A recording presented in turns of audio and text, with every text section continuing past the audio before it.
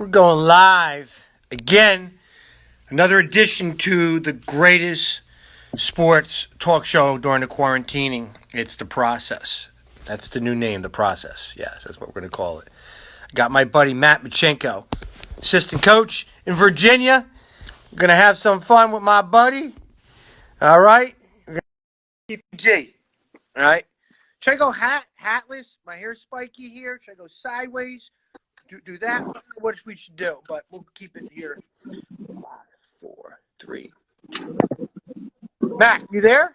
Yeah, I'm here. Can you hear me? Matt, we're going to shut this off. I don't know why we keep messing up, you and I, with this. Shut this off. We're going to come right back. Maybe it's the hat. You got Oh, you're here. All right, Matt. What's up? me? How much? Oh, hold on. Oh, there we go. Good. Well, good to see you, man. Yeah, man. How you been? I've been doing well. You know, Good. I've been staying away from a lot of people. Just to be honest with you.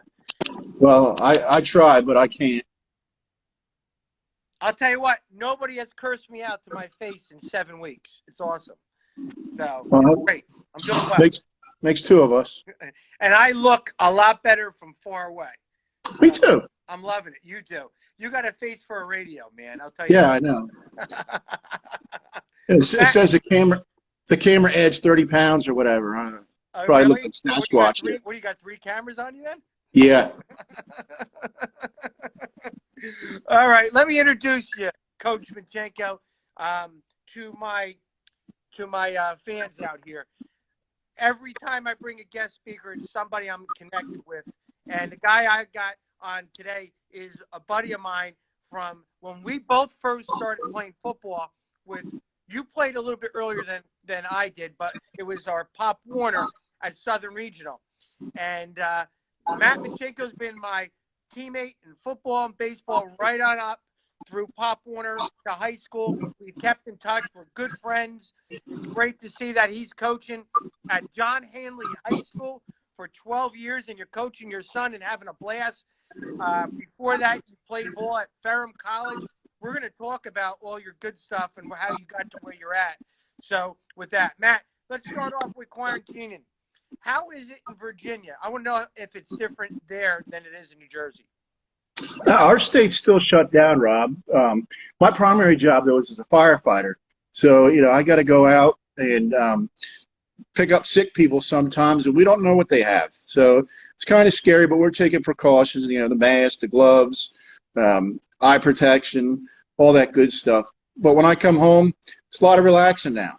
Just watching videos, talking with you, watching more videos. Right now I'm watching a rerun of the Miami-Florida State game from 2002. Oh, don't tell me. I didn't see it yet. I don't want to know who won. It's all about the you. What? It's all about the you. It's all about the you. Matt, you and your job, okay, do you have to wear a mask all the time? What's some of your things that you got to watch out for when you're working? Well, they still don't know how this stuff is transmitted, and so we take precaution. We wear 2 pairs of gloves, we wear a mask, we wear eye protection. If it's a possible or suspected case, we wear gowns, we wear face shields. So it's we're taking precaution, and then when we get back, we're decon everything: the ambulance, the fire engines, the station, ourselves. It's a process, and better be safe than sorry. So for everybody, it's like, wanting to get out and do all that stuff, just relax, because this stuff needs to be eradicated before we do anything else. Correct, man. And you would know better than most people working in that type of environment too. And that's that. It's great what you're doing with your job, and now people are appreciating your profession now, right? Before we take things for granted. Now we need those first line guys, and the police and the fire department all of a sudden now are being looked at as different. I always believe that you guys are the heroes and not the athletes. We should stop spending millions of dollars to LeBron James and all them and start putting it to the medical fields right now. After something like this, do you think that's where we should be doing now? put more money to the medical fields? No, I would like it. It'd be nice. We're paying those big money guys for entertainment. Yeah. That's all it is. Because the pro level for every sport has changed dramatically from when we were growing up. I think guys have lost the love of the game and playing it for the love of the game. And, now if it's not a big contract or you're not making more than the other guy, they'll sit out. It's ridiculous. Where we have nurses. My oldest daughter's a nurse now, and she's down in the Tidewater area of Virginia. And myself and cops, and we really are on the front line, and it's it's a change. But it'd be nice if we were looked at as heroes. However, I also had joined this profession because I think it was a calling. And it's not like I can get used to doing it, or maybe I could do it. It's either you can or you can't. Because we see some pretty nasty stuff from time to time. But it was 9/11 kind of, brought firefighters and police to the forefront. And then it kind of dwindled, and now we're being brought up as heroes again. But if you talk to any officer or firefighter, they're just doing their job. Just doing your job, yeah. And for the most part, I think society's doing a good job of, lowering the curve. Am I saying it right? Lowering the curve for the most part. I haven't left my block in like weeks. Being a firefighter, I work a 24-hour shift. So when I come home, I pretty much relax because we don't know what we're going to run into. Once you go to bed, everybody's like, "Oh, you sleep at night?" Not all the time. No. And I also mow lawns on the side too, and I'll go out once a week and mow lawns. And when school was in session, I'd substitute teach. So I was always busy. So it's kind of odd that I come home and I just sit down and watch videos of football or whatever. And it's kind of boring, but it's also nice to finally relax. Matt, when these kids were not social distancing, like they didn't know what to do with themselves. If I was told at their age to go in your house, sit on your butt and watch TV and do nothing, you didn't have to tell me twice. I would be able to do that thing. But these kids, like, how hard is it to do the social distancing? I don't think it is. Just chill for a couple weeks, get on the couch, watch TV, and stay away from people. That's all basically you wanted to do with people. Your son is a high school kid. What is he, a junior now? Yeah, he'll be a senior next year. Be a senior next year. How's he dealing with this, with football? Because he's football with you. Is he getting good at video games? Is he doing a good job of being lazy and staying home, or is he out and about? Well, he's definitely staying in his room playing video games. Is he good? I don't know, because I can't stand the video games. I mean, you think back to when we were growing up. Right. We would be at a ball field, at a basketball court shooting hoop. We'd always be outside doing stuff. But these kids nowadays, they live for the video games, and I can't stand them. And I think that translates into like the playing game. They go in on the field and they're like, "Yeah, I'm Odell Beckham, or I'm this dude, or I'm that dude." And I'm like, just be yourself and play the game, because you're not that dude. Yeah, Matt. Me being a coach, I had our kids texting. I said one day, this was a couple years ago, I go, "Who are you texting?" He was texting a kid who was 3 chairs away from him. That's how they talk. They text each other. They don't look each other in the eye. They don't say hello to people. They text people, and that's it. And it was right next to them. Or you know what? They'll go to a sleepover, and they'll all be chilling out, and they'll be texting each other when they're there. Talk to them. They don't do it. They don't do it. Well, communication is something that's not very good. Well, I got a smartphone, but I'm a dumb user, and but that's the only way I can talk to my kids. Snapchat or the Facebook, and of course the Facebook they think is for the old folks like us, and that's the way I communicate with the people I went to high school with. You got MySpace, don't you? Yeah, I got MySpace. Or is it your space? Yeah, right. But yeah, I don't know. Half that they're like, just do this and do that. I was like, okay, whatever. My youngest daughter is 9 years old. She's got this iPad, and she's like filming me. Like, it's like I have to get out of my room and make sure I'm on my A game because I don't know who's gonna watch me. It's like a movie. She's like pretending to be talking to somebody, but she's actually filming me live to her friends. So I gotta watch what I say. But that's kids today. They think they like to video people, do TikTok, whatever that stuff. You don't do TikTok, do you? No, I no. don't do it either. Good. That's why. But there is some funny stuff on there. I will say that. You know, my kids will be like, "Hey, look at this," and I'm like, "All right, it's great, pretty funny." But that's great, Matt. So let's talk about your resume, your process, because that's what this show's all about. How did you get to where you're at? You know, everybody likes to just talk about where a person's at. I like to know how you got to where you're at. Now, I know your story, but I want people here to know your story from the day that you started Pop Warner football right on up to where you are right now, the 12-year vet at John Hanley High School. Walk us through your storyline of where you got to.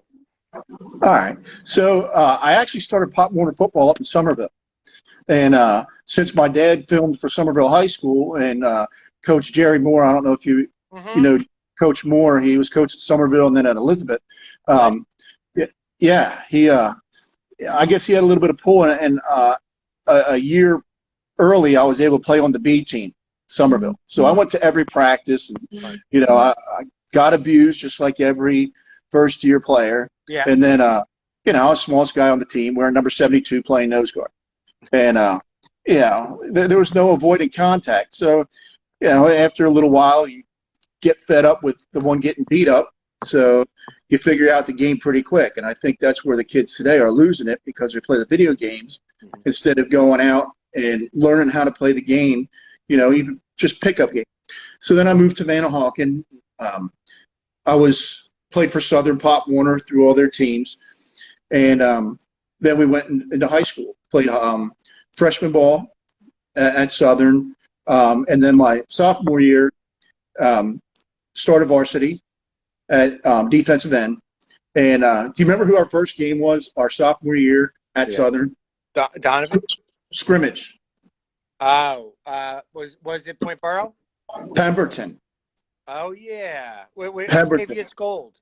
Yeah, and you know who their tight end was? Yes. Yeah. What was his name then? Irv Smith. Irvin Smith. Yeah, he went to Notre Dame. And that's who I had to play against my very first varsity football game. That was a good team. That was a good team, Matt. They were a really good team. They were really good. Yeah, because they also had Boris Graham that went to WVU as a linebacker. They were good back then. They were real good. Yep. They were real good. And that was probably the only time I ever wanted to quit football because the back of my jersey was dirty as hell and the front was clean. And he whipped my tail up and down the field. You know, and I remember coming off the field. I only heard two voices every game when we played. It was my position coach, who was Mr. Henry. Yes. And then my dad. And, you know, it came off the field, and my dad was grinning from ear to ear. And he said, "Welcome to varsity football, boy." And I was like, "Yeah, I'm going to go shower for a long time." So that, you know, we went 3 years of varsity. And, yeah, like every other high school football player in New Jersey, I thought I was one of the biggest badasses that ever played football. However, the recruiters never knocked on my door. And my dad actually said, "Hey, why don't you try this little school in Virginia named Ferrum College?" He had a buddy that he played college basketball with at University of Rhode Island who was an All-American when Ferrum was a junior college. So I was like, all right. I went down there, total culture shock, because the closest town was about 15 miles away. Now, when I'm talking about town, I'm talking somewhere that makes Waretown look like a metropolis. Oh, God. Yeah. There was a bank, a post office, a little restaurant, and two little convenience stores. That was it.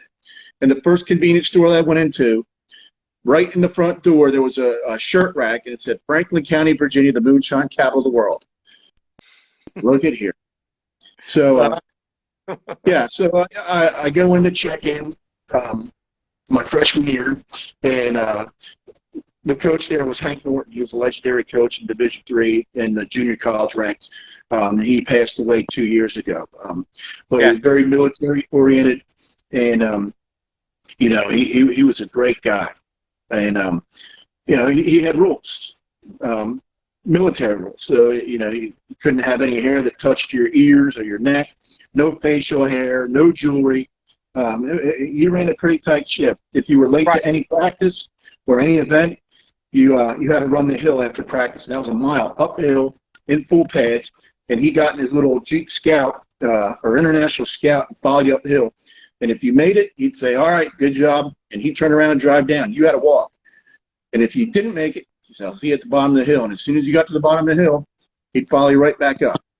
So I got the opportunity to play with some really, really good guys at Ferrum.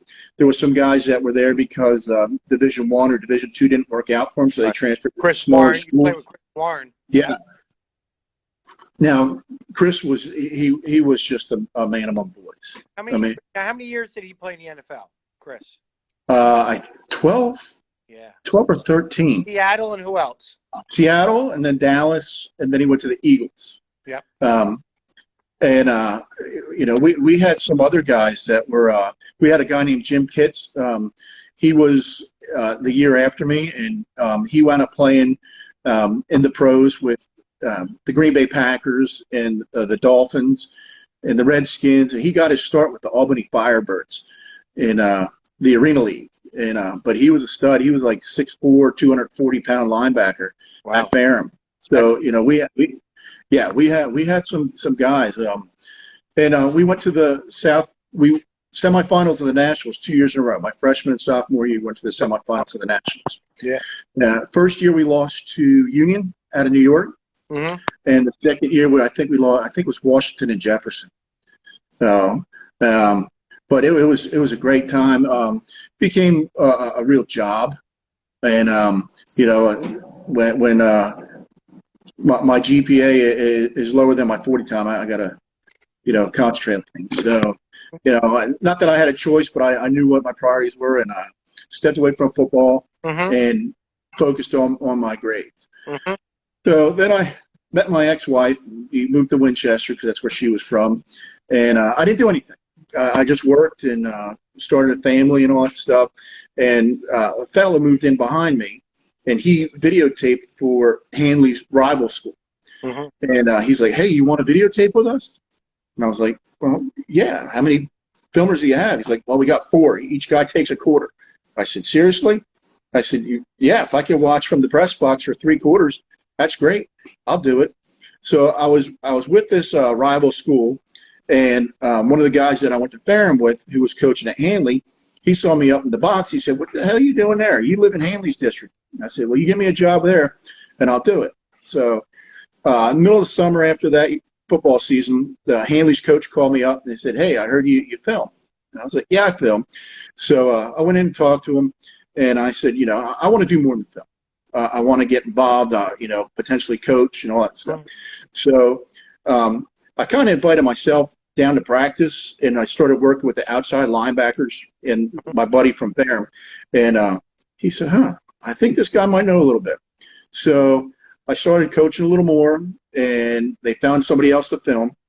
And then the quarterback coach, he had to leave and spend time with his family business. So he said, "Hey, you want to be the quarterback's coach?" Sure. So, I learned stuff about quarterbacks and how to make reads and call plays and all that good stuff. And, my quarterback, he was pretty good. I'm not trying to pat myself on the back or anything, but he threw for close to 3,000 yards in 2 seasons that I was working with him. Cool. Now, a lot of the passes that we had were 2-3 yard slants and let the athletes do the rest. But I always told them, I said, if you throw a 47-yard pass and the guy falls down after 3 yards, you're 1 for 1 for 50 yards. If you throw a 3-yard pass and he runs 47 yards and gets tackled, you're still 1 for 1 for 50 yards. Mm-hmm. What's the higher percentage pass? Mm-hmm. So, he kind of learned really quick. And we drilled and drilled and drilled.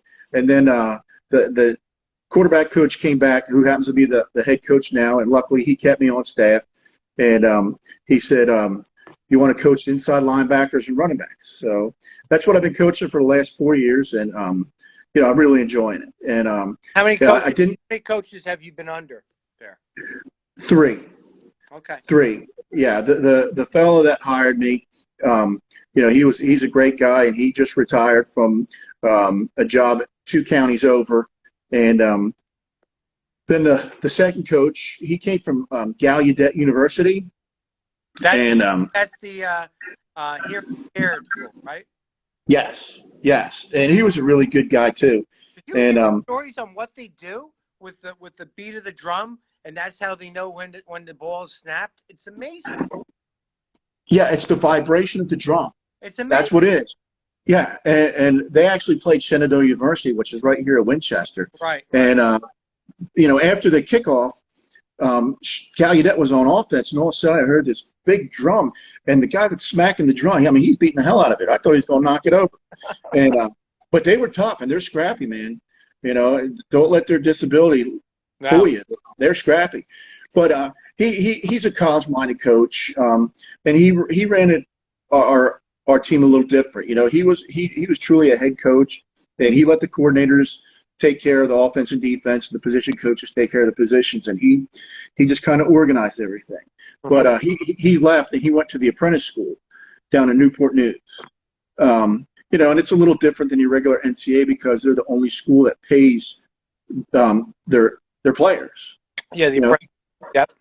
Yeah, they're government contracted, so they're making money, and they make pretty good money. Very good money, from what I hear. Yeah, very good money. Is that where they work on the Matt? I'm sorry. Is that where they work on the ships? Yeah, They work on the ships and all that stuff. Right, the naval ships. Yeah. And we actually have one of our guys from this year. He's going down there to play for Coach Davis, and we had a guy that graduated 2 years ago, and he'll be a junior coming up. And it's definitely not a school for I don't want to say sissies, but when you're working, you're going to school, you're getting up and going to school, and then you're working, and then you got to go to practice. I mean, you really got to be regimented in your schedule because it's tough. Yeah, it's tough. I heard. Yeah. But it's a nice school. Yes. Yeah. So they have a different way of recruiting and all that stuff. But I love Coach Davis. He was really good. And Coach Jones at Hanley now. He was born and raised in Winchester. Went to Hanley. Played a little bit at App State, and then transferred to UVA Wise. And now he came back, and he was the quarterback's coach, and then the OC, and now he's the head coach. And he's kind of revitalizing our program. We were down a little bit, and this past year we went 8-3. And made it to the playoffs for the first time in a couple of years. In the past, Hanley was a state playoff team every year. Matt, real quick question though. You've been there for 12 years, and you had 3 different coaches that have been in there. The transition. You're one of the coaches that actually has the transition for the kids, and kind of almost you gotta. Bridge the gap from the coach to the players. Was it tough transition having 3 different coaches for the kids, or was it a smooth transition? Between the coach that hired me and the current coach, no, there's not much of a difference because Coach Jones, he got hired by the coach that hired me, and his name's Tony Rayburn, and they knew the system, and the defensive coordinator who has been there throughout my 12 years, he was also he's been a coach there for 24 years. So not much has changed on defense. We changed a little bit when Coach Davis is here and showed a little bit of 3-3 stack. And but most of the time it's a base defense, a 4-man front, and we go after it. But we've also been blessed with quite a few athletes here ourselves, and we have 7 guys, I think, that are going on to the next level next year from this past year's team. One of them is our quarterback, who used to be a running back, but he transitioned because the guy that was supposed to play quarterback quit on picture day. And, I don't know. It was pretty tough. Well, Malachi, he's going to William & Mary. So he's a smart guy as well. And it's between William and Mary and West Point. So, he's a quality dude. He's a heck of an athlete. And he was like another coach on the field. His only downfall, he's about 5'7" and had trouble seeing over the line. So there was a lot of quarterback runs a lot, and he gained 2,000 yards and 30 touchdowns this year. And he was a real dynamic player. Every time he took a snap, he had the potential to go to the house. And, 30 touchdowns, he did. And, a lot of them were just because he had great speed. He was second in the state last year during track, and he lost to a guy who is now at Virginia Tech. Mm-hmm. So, he's a burner, man. But he also got a little bit of wiggle. That's something that I didn't teach him. I got wiggle, but it's not my hips that are wiggling. Hey, Matt, love hearing the passion of you talking is that if you had guys from this area right here, if you could tell them one thing that you love about coaching in those 12 years, what's one thing that you really love about coaching from all the good, the bad? Just tell me one thing that you really love about coaching. It's watching the guys grow. Seeing what they look like when they come in and succeed not on the field only, but also in the classroom, right? Yeah, absolutely. Awesome. Great stories with that. Matt, let's talk a little bit about Southern Regional, because that's where we've known each other for all that. Right. Do you still keep in touch with a lot of the guys? We got that little group that we have that we text with, so Hof and Phillips and Cricket. Who else is there? Bunch of people, man. Yeah. So, and there's a couple guys in our group that didn't play football, like Rapola. He was baseball. Yeah, but you know what Rapola's doing right now? Isn't he the BA in Keensburg? He's the what? He's the high up administrator at Keensburg. Oh, is he really? Keyport. Oh my God, yeah. I thought it was Keyport or something. Keyport. Yeah. Doing quite well. Yeah. Yeah, right. That's awesome. Yeah, it's really good. But when we went down to watch, the thing I love about you, Matt, is like you're in Virginia, and yet you know everything that's going on down here. You go every year to the state wrestling championships in Atlantic Right. City. Mm-hmm. It was so great seeing you. Of course, seeing Kelly Howard, his son won the state championship at Bergen Catholic. Yeah. I used to go out with his sister. It was just great to see everybody right there. Cricket was there. It was awesome seeing people from the past and having kids succeed too doing that stuff. You love going down there, down in Atlantic City, right? Oh yeah, yeah. You love the buffet too. What's that? You love the buffet too, though. Oh yeah, seafood. I see it. I eat it. Yeah, Van Tresca, saw him down there as well. Van Tresca as well, yeah. Yeah, and there was a couple of people that I saw that I know, but some of them were on the floor of the arena, and I didn't have the opportunity to go down and talk to them, but I saw them there, and I always wanted to wrestle. My dad was 100% basketball, and by the time I got into high school, it was too late for wrestling. That's just something I think you got to start when you're little, and you build on that through the years, and plus I was kind of a little dude, skin and bones in high school, and I probably would have got my tail whipped. Well, the thing about wrestling is everybody's weight class, and the thing about football, and I respect wrestling. They're hard workers and they're tough kids, but when you're on the football field and you got trapped by a guy, they're not always the same size as you in football. No, but in wrestling, you're wrestling guy within 3, 4, 5 pounds of each other. In football, there's such a great range of weight difference sometimes on a football field. Oh yeah, yeah, especially when you play in, and you get that guard that's pulling, or a fullback that's trying to lead block on you. I mean,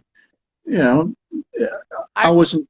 Matt, I went to a wrestling match one time, and somebody goes, "This ain't fair. That kid's 8.5 or 10 pounds heavier." like I guess as a heavyweight, he's 10 pounds heavier than the other kid. I'm saying 10 pounds. You go on football, you might be giving up 75 pounds in the trenches on football, right? You know what, though, Rob? I try to get every wrestler to come out for football. And I try to get every football player to go wrestle. Because they complement, each sport complements the other so much. Oh, yeah. You know, the staying low, the wrapping up. I mean, you know, but all these kids want to play one sport only now. And it drives me nuts. It's you know, crazy. Yeah, drives me nuts. Colleges don't want one sport athletes. They don't. No, not at all. Not at all. You know, especially basketball players. Like, you know, we talked about this before. There's not a huge market for a 5'6" point guard at Division I, or even Division III. You know, or a 6'3" center. It's not happening.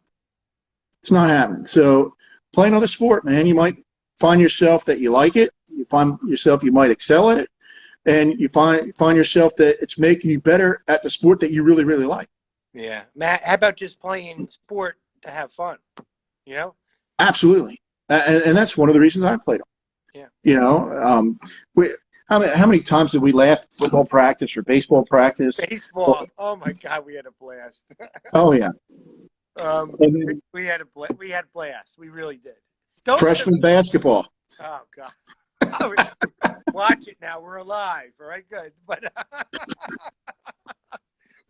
we had a blast playing. And you're right. You go from football to basketball to baseball, and then you get ready for football in the summer, and it goes in cycles. And you don't see that a lot now. You don't. Yeah. Right. I played 2 different baseball leagues during the summer when we were in high school. You know, I played for the Ed Carlton League. Yes. The Stafford Chiefs, and then I played with Mr. V's other team, the Bob Walker League, that went and played south. Yeah. So in that Ed Carlton, we were the furthest south team. We traveled north. In the Bob Walker League, we were the furthest north and traveled south. I mean, we were going to Cape May to play in the Bob Walker League. And who did that? Ventresca? Yeah. Yep. He kind of exposed the game of baseball wider range. Oh yeah. Yeah, he was. He did. He was one of the best coaches I've ever had. Oh, and I had him in Little League. Yeah, I was fortunate to have him in Little League. I mean, he even taught you how to put your stirrups on right. Yeah. Yeah. I can't stand these baggy pants the players wear now. Hate it.